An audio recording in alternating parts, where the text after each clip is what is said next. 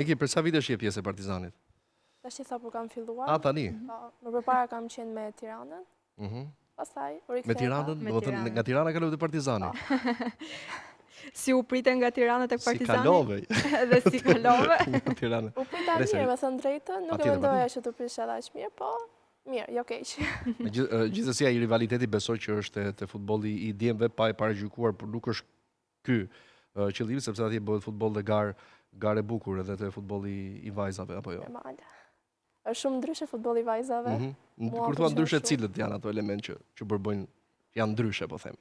Interesi tek çunat shohim që kanë teknikën, shpejtësinë, po nuk mund të mungojnë tek vajzat. Janë ca vajza domethënë që e kanë shpejtësinë maksimum, kanë dhe teknikën, po pse jo edhe gjujtjen, kështu që janë disa teknika shumë të mira për vajzat.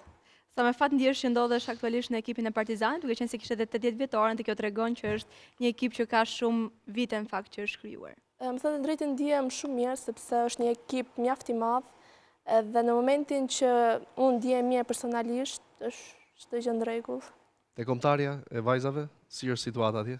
Është shumë mirë, është shumë kënaqësi. Aty ke vite besoj që po, është shumë kënaqësi të veshësh fanellën kuqezi, kështu që ju uroj gjitha vajzave që ta veshin atë fanellë.